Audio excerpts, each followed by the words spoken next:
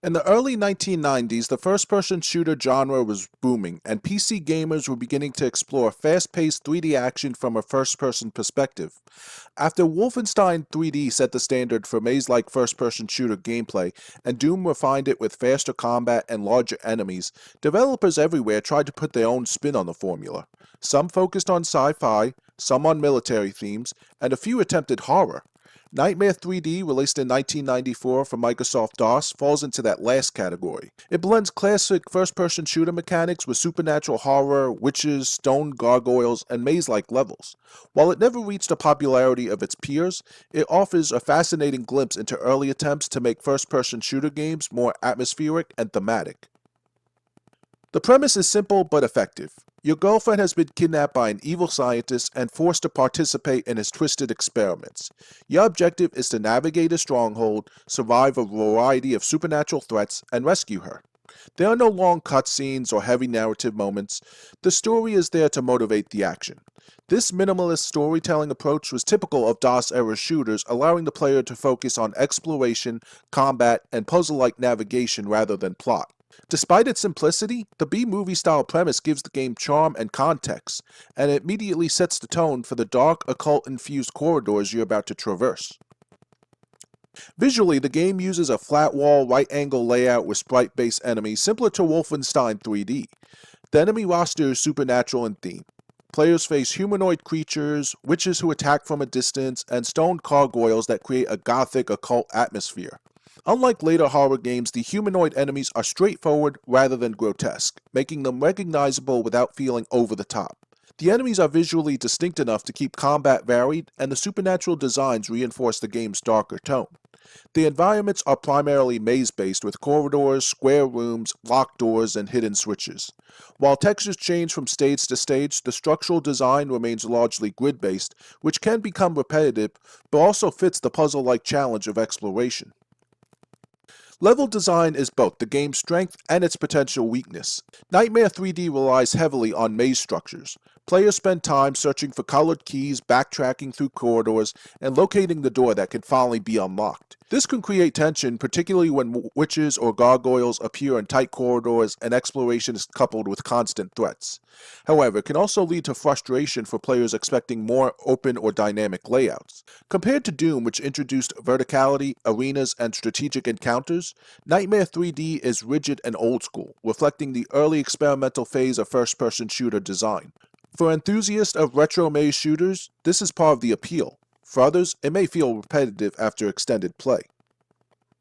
Combat in Nightmare 3D is functional and relatively straightforward. You start with a basic handgun and gradually gain access to 3 additional weapons: a gun that fires silver bullets, effective against supernatural enemies, a magic wand that shoots a mystical projectile, and a rapid handgun for faster-paced encounters.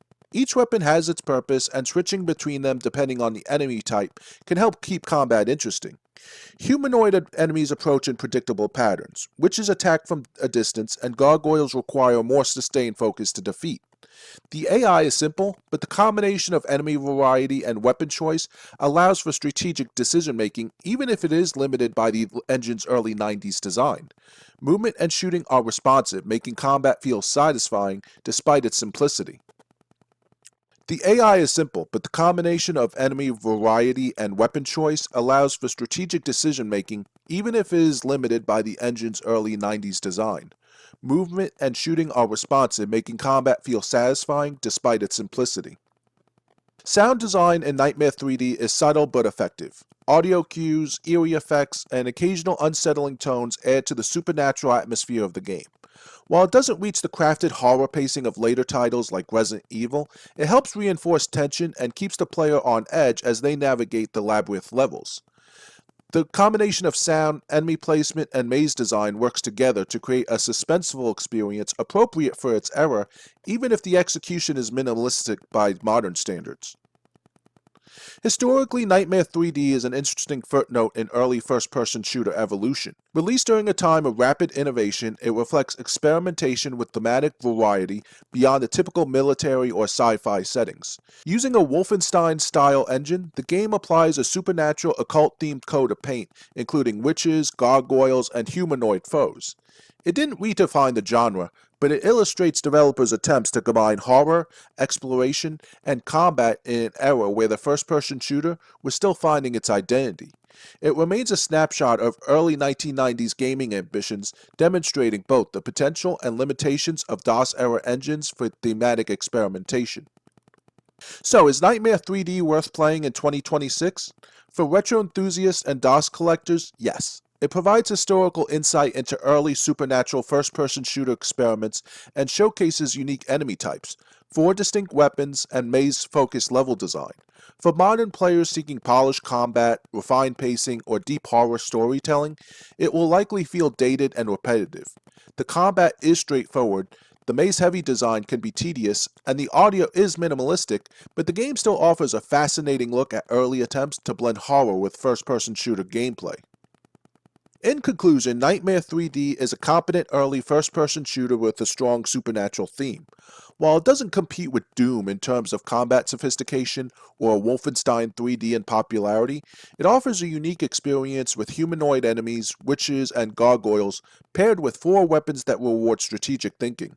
It's a relic of its time, showcasing both the creativity and limitations of early DOS-era shooters. Play it for curiosity, for historical perspective, or simply to experience one of the stranger sides of early first-person shooter experimentation.